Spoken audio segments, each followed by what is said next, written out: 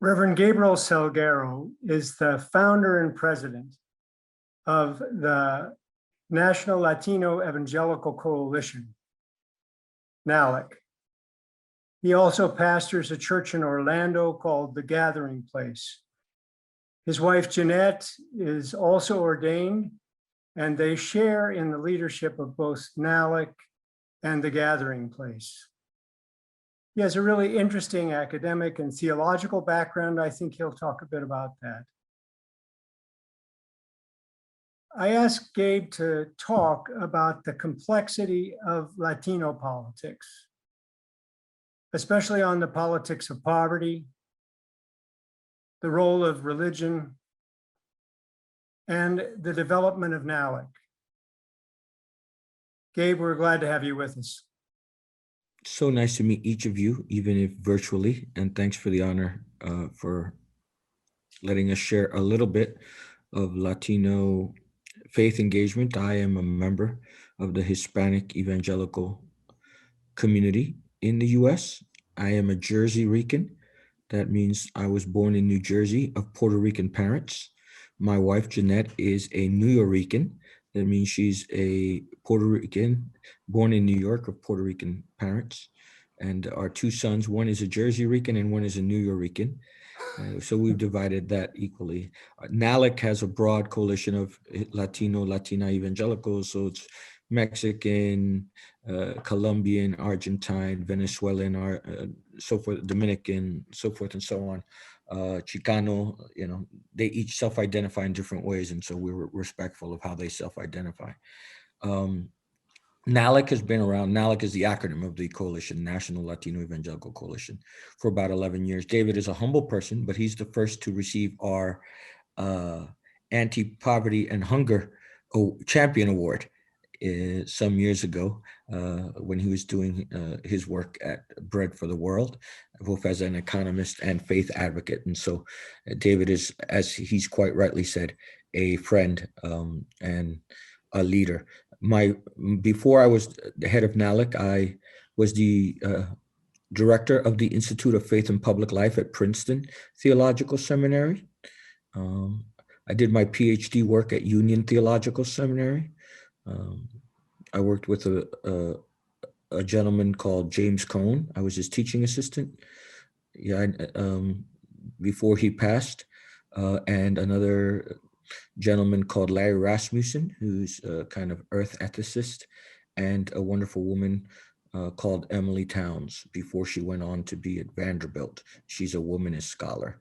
I was also the archivist for Ada Maria Isace Diaz Mujeristas papers at the Union Theological Seminary Library. So anything she ever read, I read and are archived for the Union Seminary Library when I was a PhD student.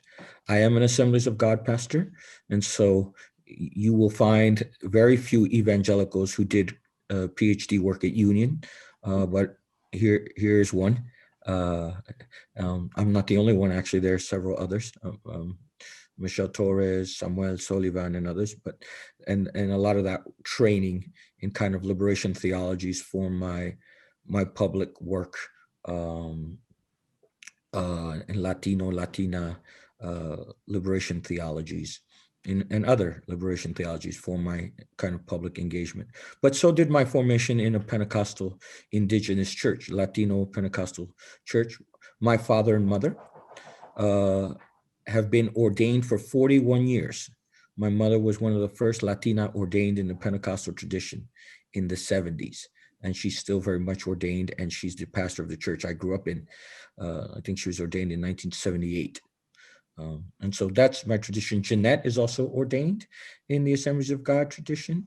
She went to Duke, and her formation is both in organizational psychology, administration. And NALEC is about 3,000 Hispanic evangelical congregations across the country. And we are committed to the common good and public advocacy from a gospel-centered perspective. I think that's enough biography for now, but I especially for the people who are GTU and other places, I thought I'd bring some of the more theological, social ethics background, lest people assume he's an evangelical, he hasn't engaged other thinkers. So I'm not confused, I'm just integrated. I want to say that the work of NALEC is deeply indebted to some of the work that David Beckman and Bread for the World and honestly, the theological formation of the U.S. Conference of Catholic Bishops and their moral theology. Much of the Catholic social teaching has informed NALEC's approach to public theologies and to public policies. And so we're deeply indebted to Catholic social teaching and Dorothy Day and others who have had a real influence in my personal work. My master's degree work was on Martin Luther King Jr. as a public advocate, and Pedro Albizu Campos, who is a Puerto Rican lawyer, independentista who fought for Puerto Rican independence. I'd like to talk a little bit about Hispanicity or Latinidad in America. I'll give you that kind of 30,000 foot view. If you already know it, then indulge me. There's things that I just want to make sure we're using some working language. Let me just talk just about a few statistical matters that you may or may not know. And I'm taking most of this kind of statistics either from the census from Pew or from PRRI, Public Religion Research Institute. We start with the assumption that we are not a monolith, okay? And we're changing, we are changing. So I'm giving you a comparative analysis between the 2013 Pew and the 2018-2019. On the right, on my right, is the 2013 Pew numbers, where Catholics were 55% of the Hispanic population in the US. Now they're 47%. They've actually had a reduction. And these are people who self-identified as such. Protestants are 24%. They used to be 22%. Of the Protestants, that's both mainline and evangelical. Of that group, 67% self-identify as evangelical or born again. Okay, so 67% of the 24% of the Protestants. Then you have, there's 1% Latino, Latina Mormons, Jewish, atheist, agnostic. And actually the fastest growing group used to be Hispanic, Latino, Latina evangelicals, but it is now the religiously non-affiliated. That's the fastest growing group among Latinos and Latinas. And so that's a sense. The last census put Latinos in the US at around 60 million. Around 60 million. That was actually the mid-census. We're talking about 2015. We'll see what the 2020 census brings to us. But just for a sense, if Latinos in the US were a country by itself, they would be the second largest Latino country in the world. Okay, so there are more Latinos in the US than there are in Paraguay and Uruguay combined, for example, and certainly more than Puerto Rico and the Dominican Republic combined. So that's just a sense. Of that group, we're talking over 12 million self-identify as evangelical, and over 28 million self-identify as Catholic. So those are the two largest groups. And the not affiliated is close to 11 million, according to the last census. So just for us to get a sense. This is, I think, a good starting place for us to, it may be obvious, but I need to state it for reasons of mental health, and also for reasons that we were on a call today with the White House, with Latino faith leaders in the White House faith-based office. And one of the things we try to tell policymakers over and over is that Latinos, Latinas are not a monolith, right? Like no group is a monolith. And obviously this was a group of Hispanic evangelicals that were on the call with the White House, but even Hispanic evangelicals are not a monolith, as Hispanic Catholics are not a monolith, Hispanic Jews are not a monolith. No group is a monolith, but it needs to be said over and over again, because I think that when we start creating pan identities, as what happens in the US with immigrant groups, right? The pan-Asian identity, the pan-Latino, identity, we often lose nuance, right? So if we have a pan-Asian identity, right, we call Asian Americans. Well, there's Japanese, there's Korean, there's Chinese, there's Tibetan, and so some of that needs to be articulated. And it's so with the pan-Latino, Latina identity, right? Mexican, Puerto Rican, Colombian, Guatemalan, Salvadorian, Cuban, so forth. U.S.-born Latinos, which, by the way, 2/3 of Latinos living in the United States are U.S. born, right? So the majority of the group is not born outside the United States. The majority of the group is U.S. born, and for the most part are either bilingual, and the younger groups being English dominant and sometimes monolingual. So I just want to say that the largest three groups, faith groups, are Catholic, as I said, 28 million, Protestant/evangelical, so we're talking 13 million or so. Remember, I keep saying or so because census often undercounts Hispanic populations, right? Especially undocumented persons. And so that's why I'm being very careful in saying that, because every person counts in the theology that I ascribe to. And then of course, the 11 or so million of religiously non-affiliated, okay? The world. Here was an analysis that PRRI took on how Hispanic faith groups viewed the Trump administration. Just to get an idea, because sometimes we have flat depictions of Hispanicity or Latinidad, okay? And you'll see that 57% of Hispanic Protestants approved of how Trump was doing. I just, off the record, I was not part of that 57%. And so, and 58% of, so I'm looking at my tribe right now, the Hispanic Protestants, of which 67% are evangelical. More than half approved of how Trump handled the economy and approved of him as president. 45% approved of how he handled, or his administration handled, racial justice protests. And 38% handled how the Trump administration responded to the coronavirus pandemic. This is interesting because if you look at Hispanic Catholics, not so much, right? 27% approved of him as a president, 42% approved of how the president handled the economy, 30% approved of how he handled racial justice, and 29% approved of how he responded, his administration, to the coronavirus. What's interesting about this graph, and the reason I chose it as one of the early ones, is because it gives you kind of a spectrum of Hispanicity and how faith impacts how they view policy.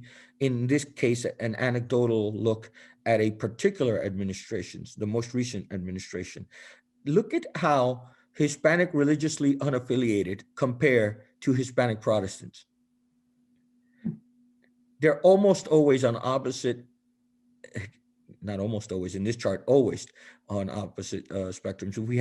If we had a chart on immigration, there would be much more synergy across these things. But this is an interesting thing to show how faith, dogmas, doctrine, ideology impacts how we look at presidential administrations and their responses to our communities, or national crises in the case of racial justice, and in the case of the COVID-19 pandemic, of course, in the case of the economy. Can I just be honest with you? That's all I know how to do. Is the 58 on the handling of the economy, when I did this research, surprised me.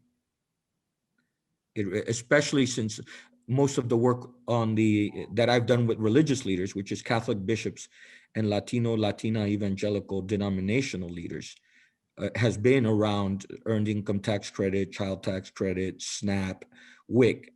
It doesn't reflect this. And so what I want to add to this layer is that often the national surveys of grassroots is not the same as if you did a national service of what is often called grass tops leaders, denominational leaders. So there is often a chasm between where Latino, Latina, and let me say, I should say this right up front.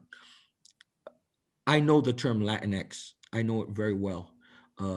You will notice that I do not use it because although most Latinos, Latinas are aware of it, according to surveys, only 3% use it. And so it is that 3% is the 3% that I mostly work with in the academy and in public policy. But the term Latinx is not deeply embedded in the Latino, Latina community. It is usually in academia and in public policy circles and in governance. Here's another kind of taxonomy that helps us understand Hispanic ideological makeup. So Latinos and Latinas or Hispanic Americans, 37% identify as Democrats, 25% as independents, and 21% as Republicans. And so it's a fascinating thing that how, and this can switch from election to election. For example, in the Latino evangelical community, President Obama won the Latino evangelical vote both times he ran, as did President George W. Bush won the Latino evangelical vote both times he ran. I believe Hillary may have won a slim majority over Trump when she ran against him, but it's a pretty diverse group. Hispanic Catholics mirror to a great deal the self-identification of the larger Hispanic American demographic. 41% are Democrats, 20% are independent, 19% are Republicans. Hispanic Protestants are usually the most politically conservative of them, 28% Republican, Democrat, 32% Republican, 31% independent. And look how large the independent group is among Hispanic Protestants. And oftentimes I did an interview in the New York Times a few years ago where I was quoted as saying we're the quintessential swing voter in terms of the faith voter. So that's important because now I'm not speaking for me as an individual, but our Hispanic evangelical tend to be socially conservative, but progressive on economics, housing, immigration, and other things. And of the group, the religiously unaffiliated Hispanics are the largest democratically identified, 46%, 22% independent, and 7% Republicans. This is important because this is the fastest growing group among Hispanic millennials and Gen Zs. And so that's important for political pundits and those who are analyzing it. Hispanic Protestants are much more likely to say they are ideologically conservative, almost 40%. Hispanic Catholics at almost 20%, and those who are religiously unaffiliated at 12%. Okay, and this comes from PRRI. Let me give you one policy issue that is economics-based, immigration, right? I just finished saying that about 66% of Latinos, Latinas in the US are US born. That means a full third are immigrants. So look at this very interesting data. 35% of Hispanic Americans support building wall. Surprised by that. At the southern border with Mexico to keep immigrants out, right? Nearly half of those are Hispanic Protestants compared to 34% Catholics, and 15% of Hispanics who are religiously unaffiliated agree. Additionally, 45% of Hispanic Protestants support a law preventing refugees from entering the country. This is the ban on refugees, which got zeroed out in the previous administration and is presently, we're advocating for it to cap to be at 125,000 or at historic levels. There's been an oral agreement, although the present administration has not signed that yet. And so it's still not there. And so these are things that are important as people ask about Hispanic faith voters and Hispanic public engagement in general. Here's a view of government. And remember, this is important because immigrant groups have a varied history on government, whether they lived in Venezuela or Cuba or in Mexico or in Puerto Rico or or in Argentina, República Dominicana under Trujillo and others. And so that history informs how some Hispanic groups see the view of government and the role of government, especially when it comes to public assistance. And the side, Hispanics are more likely than the general public to say they would rather have a bigger government providing more services than a smaller government with fewer services. That's 75% of Hispanics say this, while 19% rather have a smaller government with fewer services. So contrast that to the general US public. We're almost at twice the rate asking for larger government with more social services. And that's significant when you start talking about public policy documents issued by the U.S. Conference of Catholic Bishops, by our coalition, the National Latino Evangelical Coalition, by the Latino Christian Churches Together, which is predominantly mainline, but not uniquely. And you'll see some of our public documents on the view of government, whether that's SNAP, whether that's WIC, whether that's public assistance or global, right? USAID, development,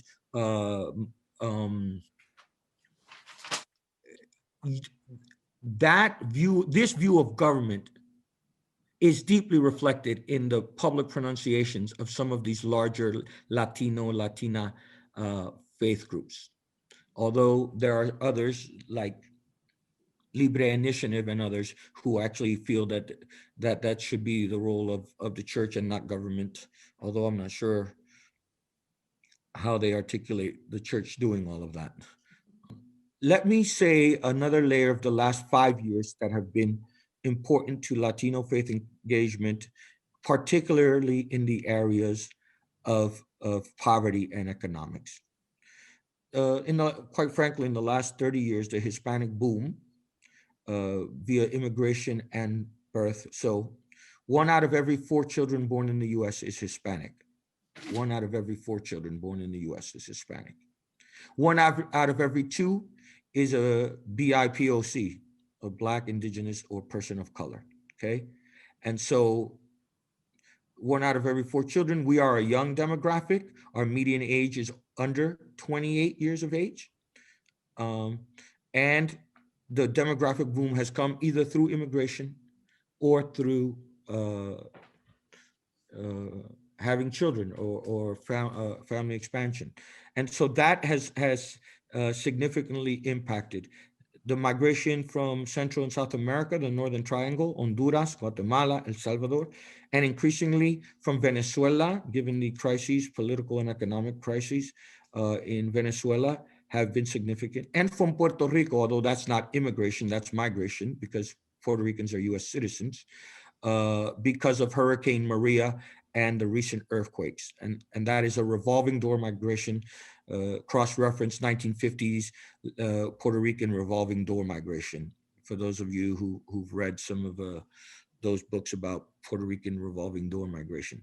And so all of those factors given to the demographic boom, 1 out of every 4 children, has made Latinos and Latinas a political force to be reckoned with.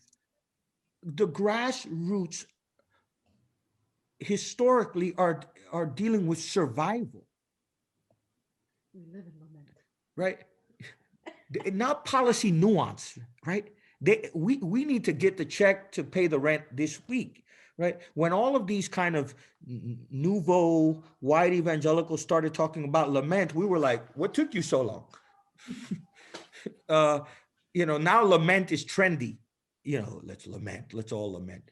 And we're like, my goodness, have you read of the Chinese Exclusion Act or chattel slavery or segregation? I mean, we're going to lament now? No, I agree, we need to lament, but it's long overdue. And so the grassroots are not having conversation about Gustavo Gutierrez. They're not having conversations about the political economy of misery, as Emily Towns has written. So the translation has to be, how does SNAP impact Maria, Josefina, Juan, who worship Sunday? How does a major budget cut impact those people? Or how does it impact the growth of the soup kitchen line, right? And so here, this is not a small point, which most policy and theologians miss. Most Latino politically engaged pastors, I'm not talking about philosophers, economists, they get to policy advocacy from direct service. So their entry point is, man, that soup kitchen is getting longer. Man, there are more people who we have to, out of our benevolent fund, help them pay because Social Security is not enough for them to pay their mortgage at the end of the month. And so that realization from direct service leads them to advocacy. That's how we've mostly worked with the grassroots. So I don't have to preach to them that during COVID-19, the soup kitchen line got longer. I don't have to tell them that because they live it, right? And so now the next step is to tie how policy can help them serve those communities to which they feel called. That is a larger step because there's a historical distrust in some Latino communities of government. And so this kind of work, because of the distrust and because of language barriers and cultural barriers, makes Grasstops work. I will say this, the mainline Protestants are ahead and the Latino Catholics are ahead on this. And the truth is, if Latino, in opinion, not fact, this is not a fact, this is straight opinion.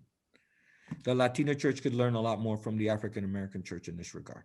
They're light years ahead of us. There is an ongoing debate about US evangelicalism, right? And who's going to define its policy priorities in the future. This is a generational debate, younger evangelicals. This is a racial, ethnic, Black, indigenous people of color who self-identify as evangelical. And this is a kind of political ideological debate.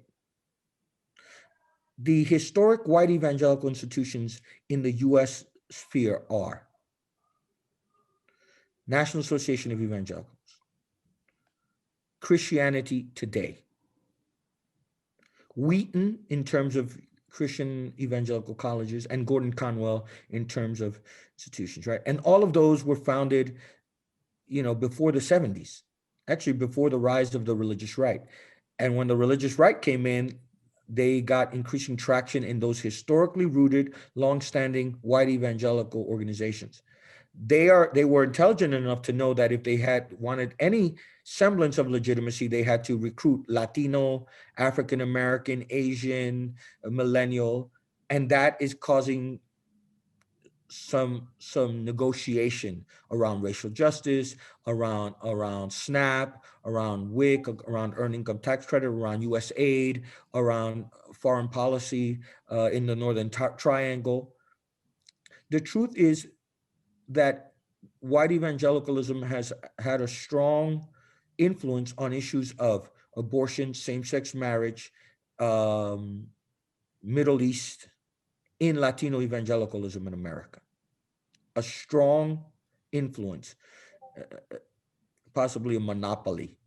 Some of that has changed, especially around the coast, right?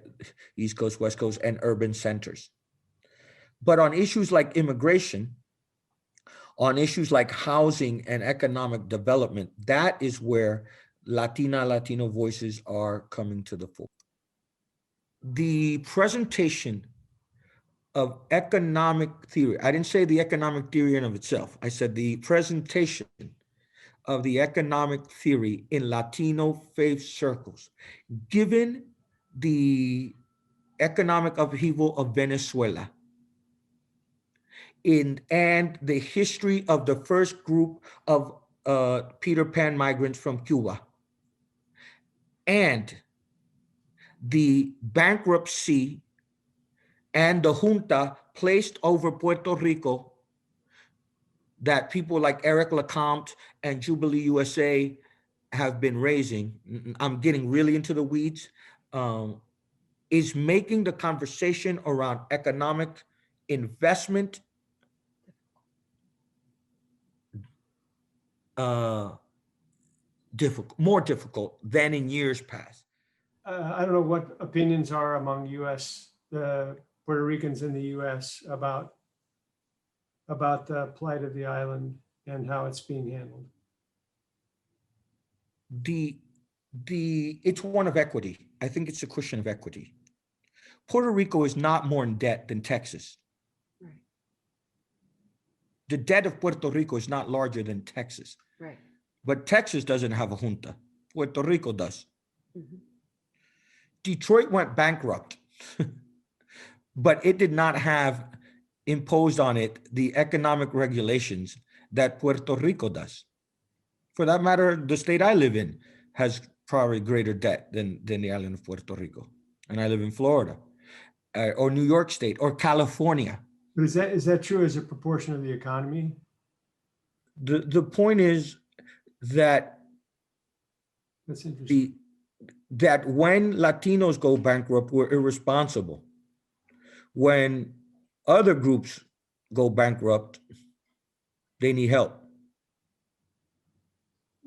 And so the narrative, the political philosophy tied to the economic theory is deeply racialized. Mm-hmm. And so how do we, and this I get direct, right? This, let's take community development block grants, CDBGs. CDBGs, do they go to the governor or do they go to the mayor? In Puerto Rico, they go to the governor, but in other states, they go directly to the municipalities. And so these are the distinctions of, by the way, not just Puerto Rico, the US Virgin Islands, the territories, right?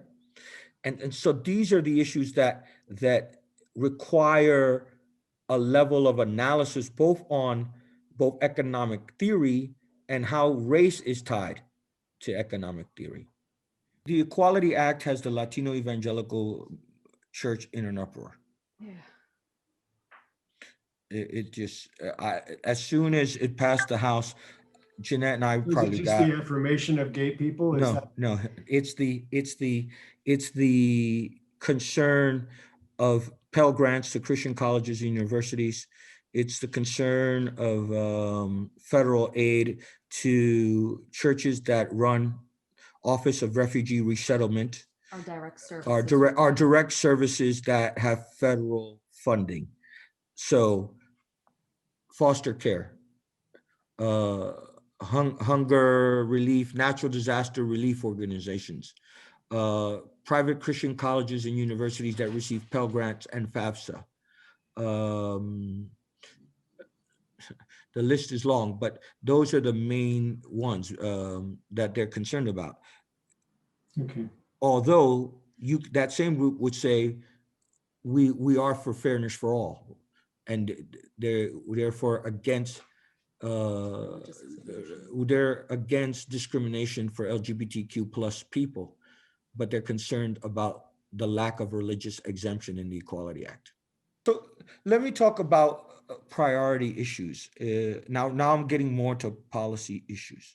I think that the first thing we before I get to policy issues is approach. Latino faith approaches, okay? The first hurdle that we face, and now I'm doing Latino faith in general, and then in particular Latino evangelicalism, which is my area of expertise and where I live. There's a lack of accessibility to policy analysis. With the exception of the Latino Catholic Church, most Latino indigenous faith organizations require to subcontract their policy analysis to partners.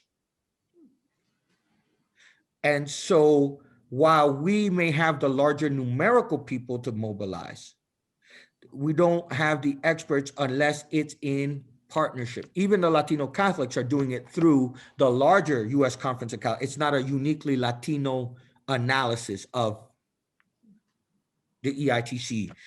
It's not a Latino analysis of fair housing. It's not right. It's a larger, right. And then we have to kind of parse through what are the impact for African Americans, Asians, Latinos, poor whites, Appalachia, so forth.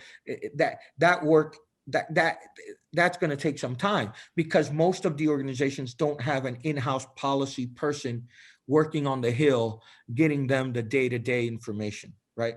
And so people want to talk about policy when there's a major hurdle around access to policy information and trustworthy contextualized translation of the policy implications for those people they seek to reach. If you're asking about priorities, most people think that immigration is the number one policy priority. It is not. It's actually economics. Before COVID, it was poverty, wages, housing. Now, post-COVID, it's COVID, and then economics. Those things are not disconnected, obviously. Okay, and so if when Latino faith people are polled, overwhelmingly, immigration is not the top issue, even though people think it is. It's usually economics. Immigration is usually fourth or fifth in national polls of Hispanics. However, it's the thing we're listened to the most on. That's why we get to go. If I speak about economics, I'm a voice of many. If I speak about immigration, I'm the national leader. Living wage, child tax credits, earned income tax credit. Second, housing, affordable housing and access to affordable housing. Third, education. You know, to quote Jonathan Kozol, savage inequalities. The disparity between quality, access to quality education. We still live in a Juan Crow and Juanita Crow educational system. Okay. Criminal justice reform. A lot of work being done on unequal sentencing for similar crimes across racial, and then probably immigration. Again, why then is it seem that Latino faith groups only talk about immigration? That's because that's the only sound bites media and others play, because when we're talking about other stuff, they give the mic to somebody else. It is not because we don't care, we're not informed, we're not passionate, right? And so there is an issue between policy advocacy and messaging and messengers that needs to be kind of filtered, right? Because just because you don't see these groups leading doesn't mean it's not part of their policy priorities. It's just historically the table or the platform or microphone has not been given to those groups. It is changing. It is changing. And there's some progress on that. So let's go down these things, right? So you're talking about economics, right? You're talking about living wage of, you know, we did a living wage campaign, right? $15 an hour. We did that. Okay. Probably 6 years ago in New York, or maybe more than 7 or 8 years ago in New York. We were part of the living wage campaign, actually with Latino Mainline and the African American Church. Okay, it was led by a Latino councilman, a Puerto Rican Pentecostal councilman from the Bronx. And so those issues of living wage, of paid family leave, of earned income tax credit, the leaders are doing, the grassroots are just amening because they're living the realities, but they don't have the policy. You know, that's why when I always go to these policy meetings, I always say, no, I need a one-pager that's digestible that I can preach from my pulpit in 5 minutes or less. I need a 5-minute talking point that is easily digestible and translatable from my pulpit on Sunday morning. Okay, so if we talked about those 4 issues, and I think also international aid would be tied with the immigration. If we talked about those issues, I need to underscore that there is a vast distinction between grasstops involvement and grassroots involvement, because the grassroots is overwhelmingly informed about immigration. They don't need a policy debrief on immigration. They don't need somebody from DC to tell them, this is how immigration affects you, because they live it every day. they may need a debrief on how the budget impacts how much they get from SNAP or WIC. That connection is not made as easily. What is NALEC doing? What is it? They don't know. So, Okay. how do you work? What are you trying to achieve? So NALEC Is it is working? National Latino Evangelical Coalition. It's a coalition of Hispanic evangelical congregations working from a gospel-centered perspective for the common good. And so we do several things. We educate on policy that impacts our folks. We advocate and we mobilize. Those three things: educate, advocate, and mobilize around the issues that are in the policy space. We do other things that are squarely in the direct service space or in the leadership development space. But in the policy space, we educate, we advocate, and we mobilize. So we're part of the kind of advocacy for EITC, CTC, paid family leave. We're on all those coalitions. We have received grants, private grants, to do that advocacy work. We partner with the Circle of Protection. For over 10 years, we've advocated for bipartisan, common sense, humane immigration reform.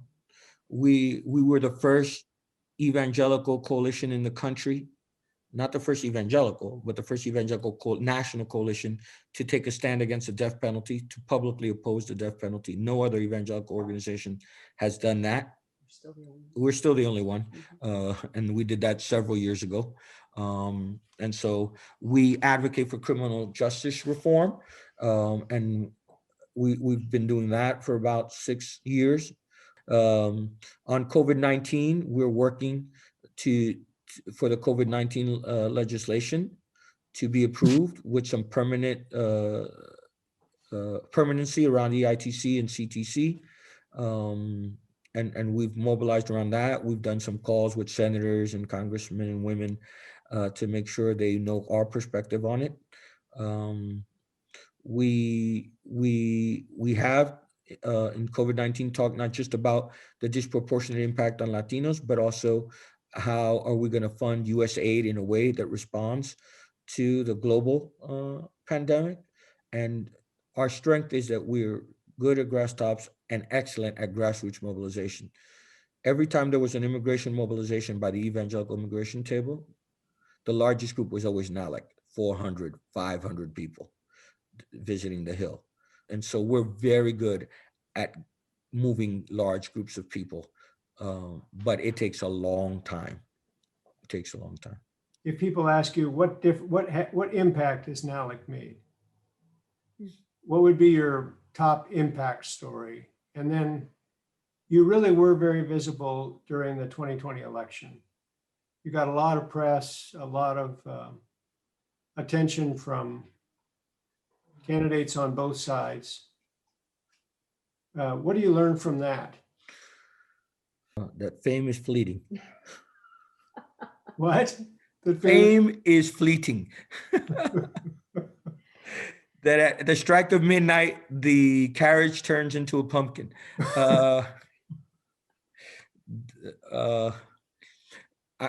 So here's what I learned, all joking aside, that people know that Hispanic evangelicals are quintessential swing voters in states like Arizona, North Carolina, Pennsylvania, especially the Lehigh Valley, like Allentown and Philadelphia, Florida, Colorado. And so I think that it's not so much our size, which we're about, like I said, 12 million, 13 million, whatever, depending who's counting. It's where we are. We're in swing states. They don't call me because of anything else, but because that Hispanic evangelicals and Hispanic Catholics could be determinative in the swing states. And we are historically more independent than other Latinos. The second thing I would say is that I learned that if you're going to sustain a movement and get policy across, you have to work bipartisan in this political context. The inertia is overwhelming. It's overwhelming, and in the last several years, bipartisanship has been almost impossible because because of demonizing rhetoric, because of racialized for a lot of reasons. So I hope that bipartisan will be able, especially on things like infrastructure and economics, given the COVID-19 legislation reality. I also discovered that NALEC, while it is growing, we have a lot of work to do internally among Hispanic evangelicals, and that it comes at a high price. At a high price. What do you mean? Death threats, Mm. uh, uh, No. yeah, it comes at a high price. And so we've had to have armed guards. We've had to have police escort for my children to school. I testified before the Senate Judiciary Committee on sanctuary cities and immigration, and my kids had to have police escorts. And at our church, that the work of justice should not be romanticized, I think is what that a 15-minute soundbite on CNN or Telemundo and Univision is not the real story. I also learned that we need multiracial coalitions to get work done. You need multiracial coalitions. America is increasingly pluralistic and diversified, and while we're the National Latino Evangelical Coalition, we work with Barbara Williams Skinner and the African American pastors, and we've worked with the Poor People's Campaign and William Barber. You know, the problems are so systemic and so deep that they have to be multiracial and multi-generational, and multi-faith. Quite frankly, you have to reach it for issues that are almost intractable. The successes of NALEC, I think I'm things I'm most proud of is I'm proud of what we did on DACA. We did a national campaign where we did 7 states, and yeah, I'm proud of that. I am. You know, these are kids, and I'm proud of our work with unaccompanied alien children, and having our churches house them and reunite them with their parents. 600 of them. This was, I'm talking back to in the Obama administration. So I'm proud of that work. I think that was a real blessing. I'm part of some of our more local work for Living Wage in some local chapters that we got to win in some city campaigns and some statewide campaigns. We've been successful. I'm proud that Latino and Latina evangelicals have a higher profile than when we began. I think that invisibility is not as big of a challenge as before. Equity in platform is a challenge, but invisibility is not a challenge. When you're a young organization, if you don't have the support, you usually go down in 3 to 5 years. You know, we're over a decade old now. And so that it's a sustainable movement, I think is, and that we speak to a breadth of issues, and that now people go to us, right? Now people ask, hey, what are Latino evangelicals thinking about this? Where that was not even a question before. Yeah. And so like this, you know, a Latino evangelical talking to graduate students. Think about 10 years ago if that would happen on public policy, on poverty, on immigration, or there's increasing literature out there. Pew is doing stuff, Barna is doing stuff, PRRI is doing stuff, even the media, which is by far the slowest. 10 years ago, New York Times never even heard what a Latino evangelical was. It was like, what planet is that from, or whatever, you know, or the Atlantic or whatever. But now they're doing pieces, and PBS is doing, so the invisibility, that's important, because whether it's NALEC or another Latino evangelical organization, that voice is in the public sphere on important issues. Hey, can I say this has been amazing? And I am honored that my dear friend, David Beckman, has given us the opportunity to share whatever limited information we had. And I was glad I was able to share both theological and kind of more pragmatic things. I am so glad that each of you is investing in this type of conversation. We need more people who are thoughtful in this space, no matter where they come down on the issue. At least they're thoughtful, and I couldn't think of a more qualified faculty person than David Beckman, and so I'm honored. And I know Jeanette and I, who value David as a friend and as a leader, are thankful for each of you. If you ever want to reach out to us, I think she put the email on the chat. We're here to do that. And let me say, there are other great organizations. Esperanza with Luis Cortez is a great organization. Carlos Malave is a mainline Protestant who does great work. Alexia Salvatierra at Fuller does great work. And so we just want to be honest about, we're just one of, as the Latin Vulgate says, Jerome translating the Gospels, ego vox clamantes in deserto, the voice of one crying in the wilderness, where there are many voices out there. And so we just want to say that. So David, thanks. Gracias a usted. Gracias a usted. Muchas gracias.